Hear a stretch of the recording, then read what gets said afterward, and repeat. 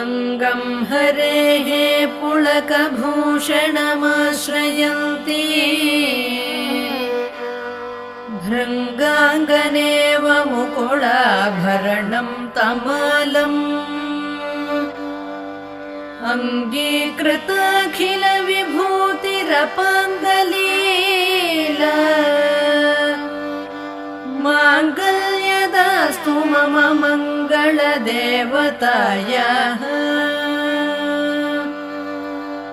मुग्धा मुहुर्विदधति वदने मुरारेः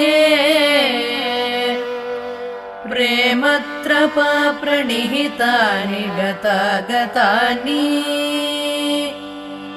मालादृशोर्मधुकरीव महोत्पलेया